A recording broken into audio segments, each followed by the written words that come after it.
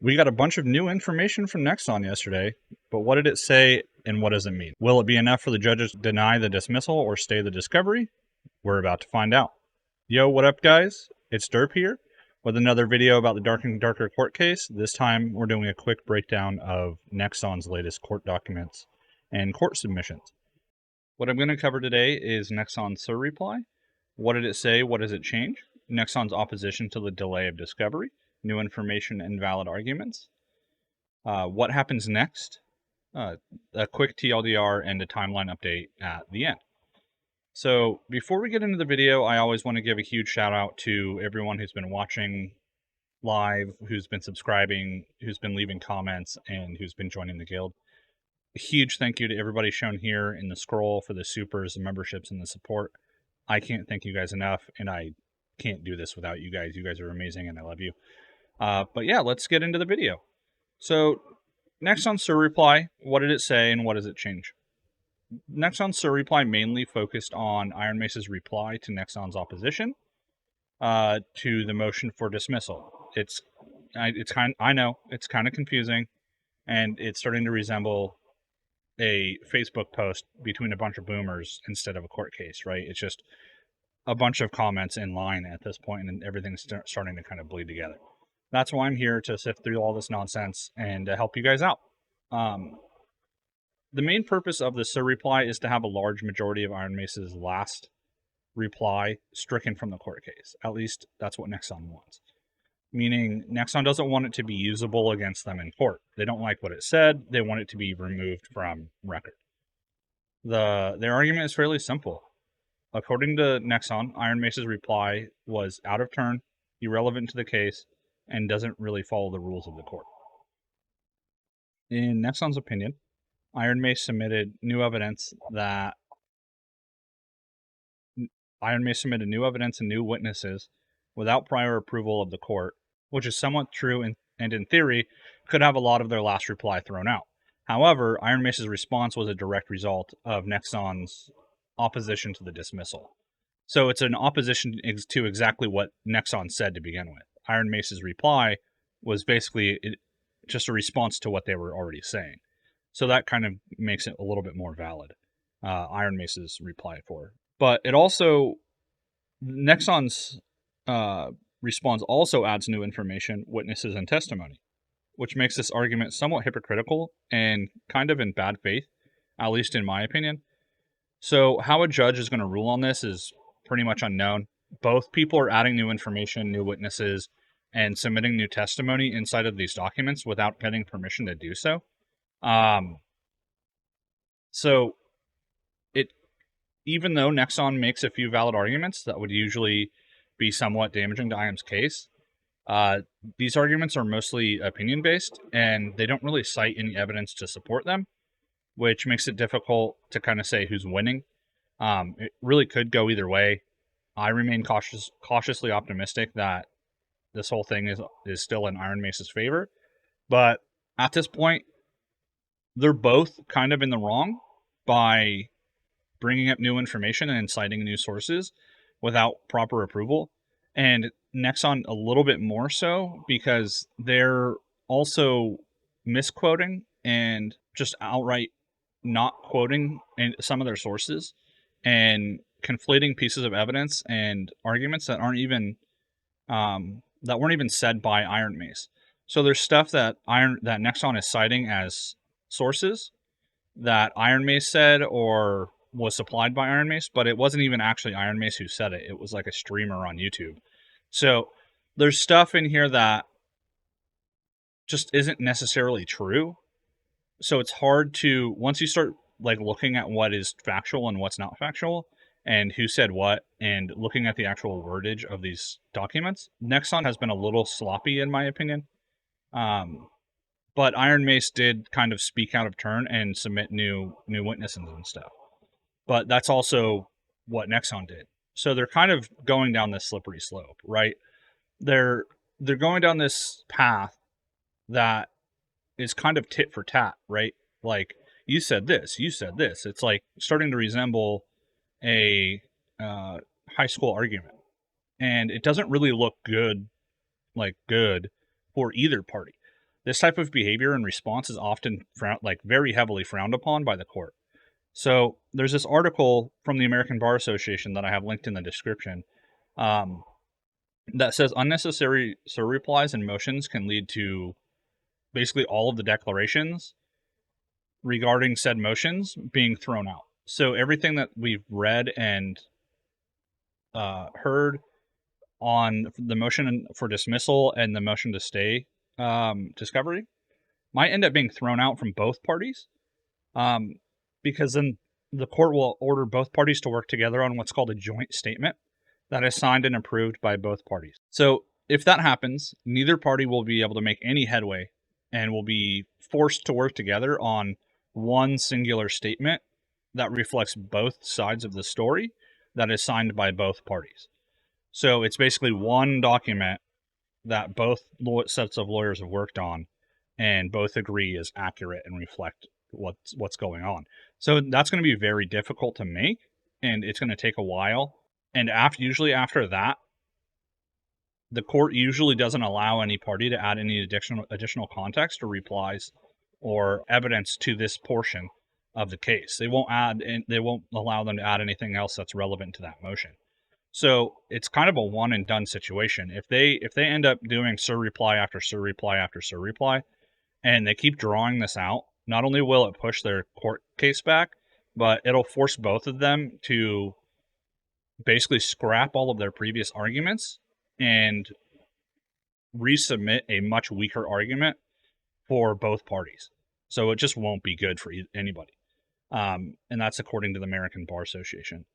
So neither party wants this to happen, as it's a huge waste of time, money, and the party who instigates this, like the person who basically causes this, which in this case would be Nexon, usually has the courts turn against them, meaning you made the judge upset, right? And the judge doesn't really like you anymore, which can lead to some, not really bias, but it can lead to some issues later down the line. So Nexon is kind of towing a very, very dangerous line and gambling a lot of their goodwill pretty early on in this case. So if they mess up here, it will come back to haunt them later. We don't really know how, and we don't know how severe that would be. But if they keep pressing this sur-reply stuff, it's going to be a bad sign for them. But what about their opposition to delay discovery? They brought forward some more new information, and in my opinion, they actually made some valid arguments. Nexon's response to delay discovery is kind of a different story. As usual, Nexon repeated themselves numerous times, hammered down on old arguments, and cited lawsuits without direct quotation. Their replies so far seem to be mostly about misdirection and doublespeak. However, they did make one extremely damaging argument to Iron Mace's request for delay in discovery, and at face value, that argument is pretty simple. Even if the U.S. case gets dismissed, anything found in the discovery process can still be used in the Korean cases. So they could take whatever they find here and also use that in any new case in Korea or the cases that are active in Korea already, right? So there's not really a huge waste of resources outside of the extra expense for translation and sending the documents. Furthermore, delaying discovery could actually put Nexon in a weird situation where they are bound by a Korean injunction that limits their ability to pursue their case in the United States and pursue discovery in the United States. So if the United States case goes forward and there's an injunction in Korea, it could be pretty damaging to their case in the U.S. If there's an injunction in Korea, because then they can't gather as much information.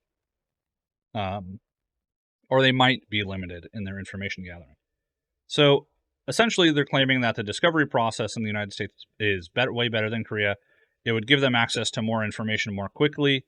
That information would carry over to Korea anyway. And if Iron Mace wins that injunction, it could hurt their case in the U.S. And hurt their access to said information before Nexon can even ask for it in the United States. So that's all extremely valid and mostly factual. So the issue with this is that Iron Mace has kind of already provided a valid response in their last reply. Nexon has had almost 2 years already to ask for the files from Iron Mace or the police. who they already have all this stuff. They have the source code. They have all the information. They had to give it up in the investigation and in the raids, right? When they were raided, Mr. Choi and Iron Mace were raided back in March. Mr. Choi was raided a long time ago because of the criminal cases. So they've already had a lot of this information for almost 2 years, and Nexon hasn't asked for it. So also, by their own admission, they haven't asked for anything or called any witnesses or provided any of their own code willingly, and Iron Mace hasn't really asked for it. So if Nexon really wanted all of this information, why haven't they made any attempts to obtain it? And this is from their own article. There is also no likelihood that parties will retread what has already occurred in Korea. No witnesses testified in Korea, and the parties did not engage in anything resembling document discovery. Rather, the parties submitted written briefs along with the evidence they already had in their own possession. So neither Iron Mace or Nexon has actually asked for anything in discovery or brought forward any witnesses. So everything that they had was already in their own possession. So if Nexon really cares so much about getting their hands on source code and other information that they don't have yet, as to oppose this, as to want to spend hundreds of thousands of dollars on discovery right now in the United States, why haven't they asked for it in Korea at all in 2 years? Like, it just doesn't make sense. So in my opinion, Nexon's argument is valid, but holds no water because it's made in bad faith, meaning they have no intention of actually following up on it. They have argued that neither party has participated in anything resembling discovery in their own documentation. They have also stated that they haven't called any witnesses, so why would they be given leave to put Iron Mace through an unnecessarily expensive discovery process, just because they want the ability to possibly ask for information in the near future? So unless they can explain what information they want access to, why they want that information, and when they need it by, I don't really see any reason to give them access to discovery right now in the U.S., at least until the case is dismissed or not, until they know about it. It just doesn't make sense. And unfortunately for them, they don't really make any mention of any form of specific information outside of source code, which they have already argued is irrelevant to the case in Korea. So one of their arguments in Korea is that source code shouldn't be the deciding factor because it's really about how similar the games look, right? To them, it's just like this ethereal. Even though the ingredients are the same, the recipes still look similar in the end result, right? To use my baker analogy, even though the two bakers used different ingredients, the cakes still look identical. Is what Nexon's argument is, which to me doesn't really hold water, but that's kind of what their whole argument is in Korea. And if they get source coded and is different, stuff starts to fall apart. But by their own admission, it's kind of irrelevant to the case because their argument isn't that source code is important. It's that the two games are so similar at the surface level, not when compared side by side code-wise. So while I can't be certain, to me it looks like Iron Mace will most likely receive their stay on discovery, which could help them save a ton of money and time. It doesn't really have any bearing on the dismissal itself or an injunction. It's kind of just a factor that helps them save time and money for now. So what happens next? Well, kind of more waiting. There are several big dates coming up, the first of which is July 21st, so basically tomorrow. On the 21st, we have two things happening. There's a decision to stay discovery in the United States, and there's a final report on the investigation between P3 and Dark and Darker in South Korea. So that should be happening like right now in Korea as of the time I'm filming this video. After that, we have July 26th, which is early access, or the early case conference, or more properly known as the Rule 26 conference in the United States. This is when we should have a lot more information about a dismissal or injunction, unless the judge decides that the court needs more time or there is some kind of emergency. It's pretty rare for that date to be pushed back, so it's safe to assume it will go forward as planned on the 26th. This is extremely important, as a lot of major decisions are made during these conferences, especially in regards to discovery, pretrial motions, and any pretrial hearings like injunctions, dismissals.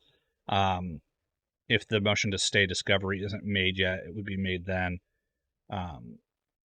All that kind of stuff kind of starts wrapping up because they want to get into the discovery process and they need to figure out the rules of discovery on that day, right? So, according to the American Bar Association, the Rule 26F conference is the Rule 26F discovery conferences are the foundation of the discovery practice in federal litigation. Rule 26F requires parties in litigation to meet and confer as soon as practicable to consider the nature and basis of their claims and defenses and the possibilities for promptly settling or resolving the case. So they actually get together and they might talk about settlements too with the judge's help. They also make arrangements for the disclosures, which discuss any issues about preserving discoverable information and develop a proposed discovery plan. And that's according to Federal Rules and Civil Procedure 26F, paragraph 1 and 2. This is where both parties sit down and basically go over the rules of the case. They go over the discovery plan and finalize disclosures or pretrial hearings. It's essentially the last chance to get anything important into the court before discovery starts in full. After that, every new motion has to go through the judge before being seen. Essentially, they have to ask if they can file a motion before they can file it. So instead of filing it and hoping it goes through like they're doing right now, like they just put forward a motion and then it gets approved or denied, they have to ask before they can even file that motion. So it makes getting new motion requests far more time consuming and difficult as the case is officially started. So after the 26th, the timeline becomes a lot more vague. What we do know is that somewhere between 30 to 60 days until the preliminary injunction hearing in Korea. Most articles I've read put it around 30 days from the end of the investigation, which would make it around August 21st, as August 19th is on a Saturday. While we might get more information out of Korea on the 21st in August, if the investigative report is made, or on the 21st of July, if the investigative report is made public, we probably won't hear anything significant out of Korea until mid to late August. So, quick TLDR and a timeline update to wrap it up. Here's the rundown. Nexon made some good arguments in both their reply to the motion and the stay for discovery, and their reply to Iron Mace's initial reply. However, both arguments are mostly based on opinion instead of facts and evidence. It seems like Nexon's goal isn't really to win these arguments, at least in the U.S., but to stall and force a settlement. That's my opinion. That's the opinion of my friends who are lawyers. Each new document they submit makes it a little bit more clear to us that their end goal is a settlement, and they're trying to slow everything down and make everything a little bit more confusing and difficult to figure out. However, they were able to make one series of extremely valid arguments in their response to Iron Mace's motion to stay discovery, namely that the discovery process in the United States is better than Korea. It would give them access to more information. They would get that information more quickly, and that information would carry over to Korea anyway. And even if Iron Mace wins an injunction in Korea, it could hurt Nexon's access to information before Nexon even has a chance to ask for it in the United States. So I personally don't think the argument holds a lot of water, and neither do my friends. But because Nexon hasn't asked for any of this information in nearly 2 years of criminal litigation in Korea, like, it just doesn't really make sense for them to be asking for it right now, and only in the U.S., when they had up until yesterday to ask for this information in Korea. So it doesn't really make sense to us. But we aren't the judge, and we can't make that call. It is a valid argument, and it's one that might be recognized by the court. We don't really know for sure, and we won't know until tomorrow. So regardless of what happens with discovery, it won't really have much of an impact on early access. What will have an impact is the dismissal and the injunction decisions in the U.S. and Korean courts. With that said, here's a quick update of our current timeline. The related dates in the United States are July 21st, which is the deadline for the motion to stay discovery until dismissal. And then July 26th is the early case conference and pretrial hearings. So we should have more information for the U.S. by July 26th. We should have a little bit more information on the 21st, and then we should get like most of the new information on the 26th. And then related dates in Korea are July 21st, which would be the report on the investigation. They send that off to the court in Korea, and they have a meeting. There's like a panel of judges that have a meeting and look over that report. So August 21st to September 21st is the preliminary injunction hearing. Most likely, from what I've read, that seems to be around mid-August. So that's pretty much it. And as always, you guys are all champions. I love you guys. I want to thank you for all your support. I hope you're all enjoying the more concise and streamlined content. If you're looking for more in-depth discussions, please check out my VODs from my live streams. They're usually somewhere between 2 to 6 hours long and hold a lot more information in more of a community podcast style format. So don't forget to like, subscribe, hit that bell icon. And if you want more access to even more content, be sure to join the guild by following either the YouTube membership or Patreon links below. You'll get your name in the intro scroll, and everyone will be able to see how awesome you are. And there's also something cool that I'm working on, which is exclusive videos for members. So I love you guys. You guys have an awesome rest of your day. Peace.